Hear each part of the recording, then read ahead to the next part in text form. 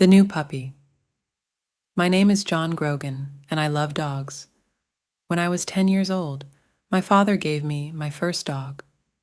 I called him Sean. Sean was my best friend. He went everywhere with me, and he was very obedient. When I called him, he came to me. He played with me, and he walked next to me without a leash. In the car, he sat next to me quietly. After many years, Sean died. He was 14 years old. By that time, I wasn't a boy. I was a man. I had my first job. Sean was a great dog. I wanted to get another dog, but it had to be as wonderful as Sean. Some years later, I moved to Florida and married Jenny. Jenny and I had jobs with newspapers. We were very happy. We were young and in love, and life was wonderful. One day, I bought a plant for Jenny.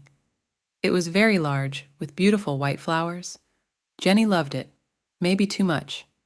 Every day, she gave it water. In the end, the plant got sick and died. Some days later, I woke up early. Jenny wasn't in bed. I found her at the table with a newspaper. She had a red pen in her hand. "Jenny," I said, "what are you doing?"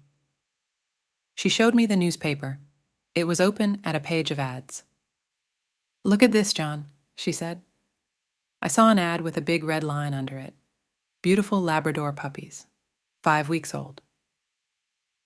"I can't forget about that plant," Jenny said. "Why couldn't I look after a plant?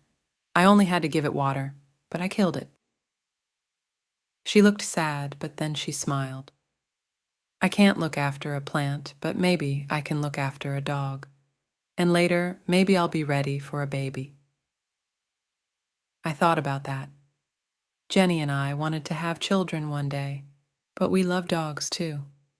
Our little house was a good place for a dog. We lived near a park and near a beach, and the house had a big yard with lots of trees. "Okay," I said. I put my arms around Jenny. "Let's get a dog." So some days later, we drove to the address in the ad. The house was in the middle of some woods. A woman came to the door, and there was a beautiful yellow Labrador with her. "I'm Lori," said the woman, "and this is Lily. She's the puppy's mother." "Where's the father?" I asked. "Oh," said Lori, "Sammy boy. He's around here somewhere." Then she said quickly, "Do you want to see the puppies?" Lori took us into a room behind the kitchen. There were a lot of newspapers on the floor and a large box by the wall. In the box were 9 yellow puppies. "Oh," cried Jenny, "aren't they beautiful?" We sat on the floor with the puppies. One little puppy really liked us. He climbed up our shirts and looked into our eyes. "The puppies are $375 each," said Lori, "but you can have that puppy for $350. I stood up and turned away from the puppies. Then I turned back quickly and shouted loudly. The other puppies ran away. But the little puppy ran to me and climbed over my shoes. "That's our puppy," Jenny laughed. I held him in front of my face. I looked at him, and he looked at me. He had very large brown eyes.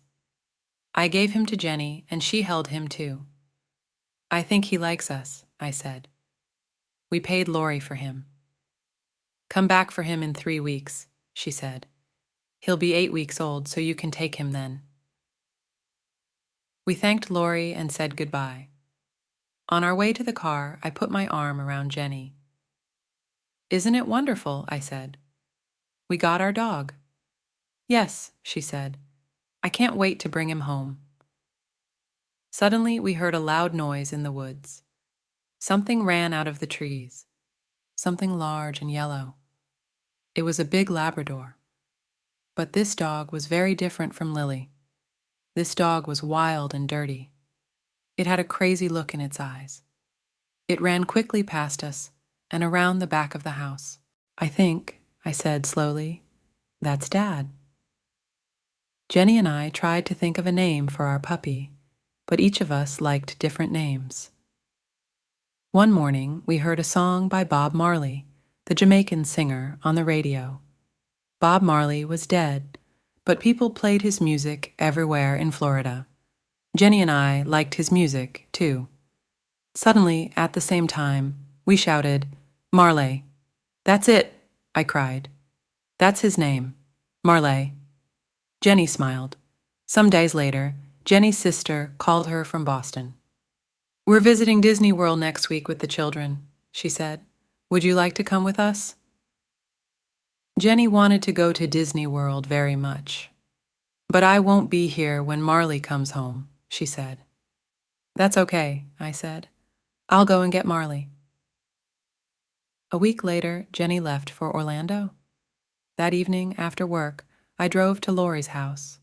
Marley was a very large puppy now. "He eats a lot," said Laurie. "Are you ready for your new home, Marley?" I said. I used his name for the first time, and it felt right. Marley sat next to me in the car. He tried to climb on me, but each time he fell back on the floor. In the end, he climbed up and sat on me. He wagged his tail happily.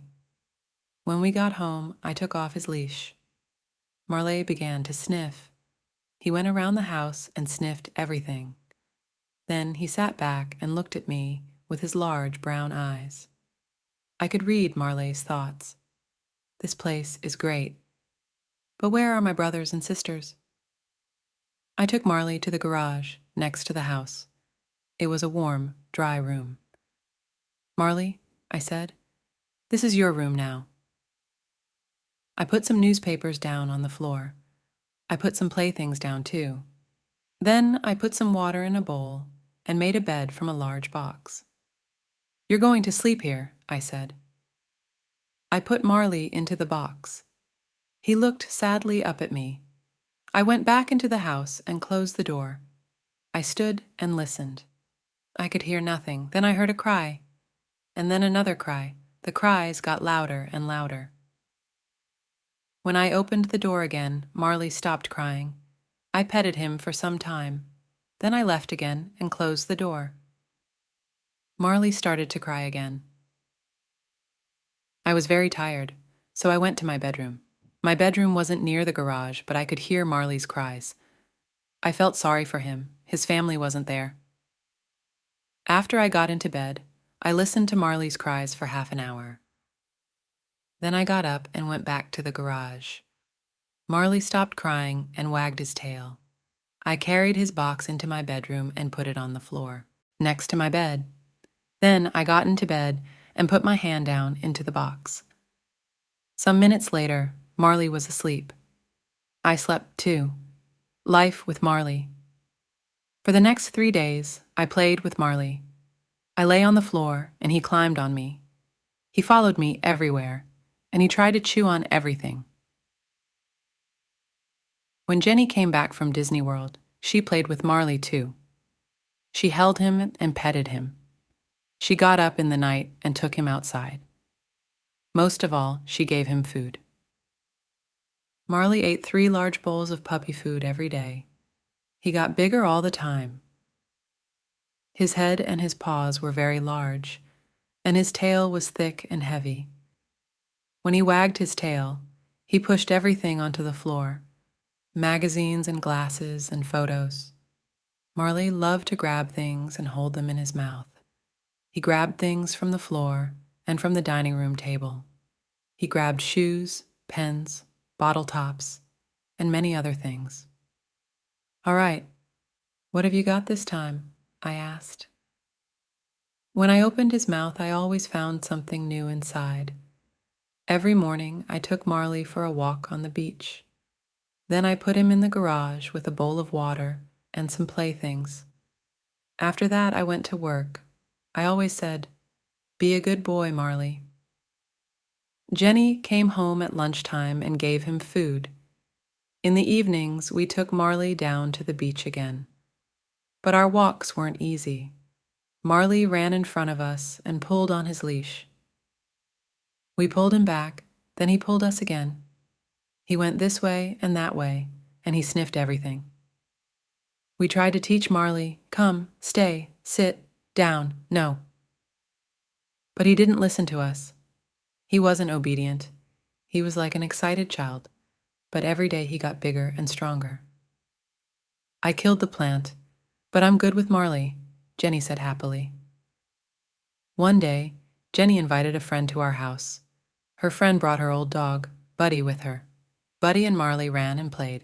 Then they were tired, so they lay down in the yard. Some days later, Jenny was with Marley when she said, "Come and look at this, John." I looked, and I saw something small and black in Marley's fur. "Oh no," I said. "Marley has fleas." They were on his paws, inside his ears, and under his tail. "Buddy had fleas and he gave them to Marley," said Jenny angrily. She ran out and got into her car. Half an hour later, she came back with bags of chemicals. First, she washed Marley's fur with the chemicals. Then she put him in the garage and cleaned the house carefully. I cleaned the yard every day after that. We looked in Marley's fur, but we couldn't see any more fleas. Some weeks later, Jenny said, "John, I'm going to have a baby." "That's wonderful," I said. I was very happy. We were ready for a baby now. Then Jenny said, "But will those chemicals be a problem?" "What chemicals?" I asked. "What do you mean? Don't you remember? I used very strong chemicals when Marley had fleas. They can't be good for a baby," she said. She talked to her doctor about the chemicals. "It's all right, Jenny," he said. "Everything will be okay." Jenny got up early every day and took Marley for a walk. She ate lots of fruits and vegetables. After 10 weeks, she and I saw the doctor again. "Would you like to see your baby?" he asked. "Yes, please," we said. We felt very excited. The doctor took us into a room at the back, and Jenny lay down. He moved something over Jenny. On a machine next to him, we could see something like a small gray bag, but we couldn't see a baby inside. "Is there anything in there?" asked Jenny. After a time, the doctor said quietly, "I'm very sorry, Jenny. Your baby's dead." I felt sick. I sat and held Jenny's hand. We didn't say anything for a long time. When the doctor left, I put my arms around my wife. Later, I took her home. She was very quiet in the car. Her eyes were red, but she didn't cry. Back home, Jenny went into the dining room and sat down quietly on a chair. I got Marley from the garage. He was very excited. He jumped up and wagged his tail. He wanted to play. "Not today, Marley," I said sadly. Marley ran into the yard. He came back into the house and drank water from his bowl. Then he ran into the dining room, and I followed him. But at the door of the dining room, I stopped. I saw a wonderful thing. Marley stood quietly in front of Jenny, with his tail between his legs. He put his big head on her legs. He looked at her with his large eyes and made small cries. Marley understands, I thought. Jenny petted his head and put her face in his fur. Then suddenly, she began to cry. I went to them and put my arms around them. The three of us stayed there for a long time, Jenny, Marley, and me. The obedience class. When Marley was 6 months old, Dr. J, the animal doctor, told us about an obedience class. We loved Marley very much, but he wasn't an obedient dog. Every day he got bigger and stronger, and he didn't listen to us. He jumped up on us. He grabbed things in the house and chewed them. When I bought flowers for Jenny, Marley ate them. We met the teacher of the obedience class. She had a cold face and she didn't smile. "There are no bad dogs," she said, "but there are some very weak people." The class was every Tuesday evening. We put Marley into the car and drove to the first class. When Marley saw the other dogs, he got very excited. "A party!" He jumped out of the car. I ran after him, but I couldn't catch him. Marley sniffed every dog before I caught his leash. "Take that dog back to his place in the line," said the teacher. "Who is going to be his boss, you or your wife?" "I am," I said. "Me too," said Jenny. "No," said the teacher. "A dog can only have one boss." "Okay," said Jenny. "I'll do it." The other dogs sat quietly in a line. Jenny took Marley to his place. I stood and watched. Suddenly, Marley saw another dog at the end of the line. That dog looked interesting. He started to pull Jenny. She tried to stop him, but she couldn't. Marley was stronger than Jenny, so he pulled her to the other dog. Then he sniffed around it. "That dog thinks he's the boss," said the teacher coldly. She started to teach the class sit and down. "Sit," Jenny told Marley. But Marley didn't want to sit. He jumped up and put his paws on Jenny. After the class, the teacher said, "You have to be strong with that animal. You're the boss. Show him that." When we got home, Jenny said, "You can take Marley to the class next week." The next Tuesday, Marley and I went back to the class. Jenny stayed at home. In the car, I said to Marley, "I'm the boss. You're not the boss. I'm the boss. Do you understand?" But Marley only looked at me and wagged his tail. Then he tried to chew my hands. In this lesson, the dogs had to walk quietly next to us. It was a very important lesson for Marley. When he went for a walk with Jenny and me, he always pulled us. The teacher gave us chains. "Put the chain over your dog's head," she said. "When he pulls you, pull him back with it. It will hurt him, so he'll stop pulling." I tried to put the chain over Marley's head, but Marley, of course, got very excited. "A new game." He grabbed the chain with his teeth. I tried again, but each time Marley grabbed it. In the end, I got the chain over Marley's head and started to walk with him. When Marley pulled in front of me, I pulled him back with the chain, but then he pulled away again. "Here," said the teacher. "I'll show you." She took Marley's leash and started to walk with him. Marley pulled the chain, and the teacher pulled him back. But then Marley pulled the chain again. This new game was great. Then Marley saw me. He started to run to me, and he pulled the teacher after him. Marley was bigger and stronger than the teacher, so she couldn't stop him. She was very angry. After class, the teacher said, "Your dog isn't ready for this class. He's too young. You can bring him back in 6 or 8 months."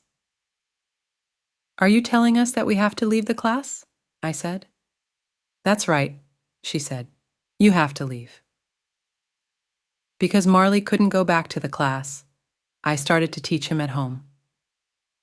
But it was difficult. Marley wasn't a fast learner. We had another problem with Marley. In Florida, there were often thunderstorms. Marley was afraid of loud noises. He went crazy in a storm. He broke things and made everything dirty. After each storm, Marley quickly forgot about it. He was happy again and wanted to play. But in the next storm, the same thing happened. He was afraid, so he went crazy again. We talked to Dr. J about the problem. Dr. J was young, and he understood dogs very well. "What can we do?" we asked. "When Marley gets crazy, he breaks things. One day, he'll get hurt in a storm." "Marley is 7 months old," said Dr. J. "I'll neuter him. Then he won't get so excited. He'll be a quieter, happier dog." I thought about that. "Oh," I said, "I don't really know." "Yes," said Jenny. "That's a great idea. Bring Marley here on your way to work," said Dr. J. "It doesn't take long. He'll be ready by the afternoon. You can get him again on your way home." A week later, we took Marley to Dr. J. Marley ran from the house and jumped into the car. He was very happy. He loved to go out with Jenny and me, his 2 best friends. Jenny drove, and I sat next to her with Marley. He pushed at the window with his nose. He wanted to sniff outside the car. I opened the window, and Marley put his nose outside. "I feel sorry for Marley," I said to Jenny. Then I looked at him. His front paws were out of the window. "John," said Jenny, "what's Marley doing? Please be careful." "He's fine," I said. "He only wants to put his head outside." Marley put his head out of the window. Then suddenly he pushed his front legs out too. He tried to jump down on the road, but the road was very busy with cars. "John," shouted Jenny, "hold him." Jenny tried to stop the car, but she couldn't. The other cars drove around us very fast. It was very dangerous. Now Marley's front paws were down on the road. He ran next to the car. I grabbed him by his tail, and Jenny stopped the car. "Now what?" I shouted. I couldn't pull Marley back into the car. I couldn't open the door. I couldn't get my other arm out. And there were cars all around us. The other drivers looked at us angrily.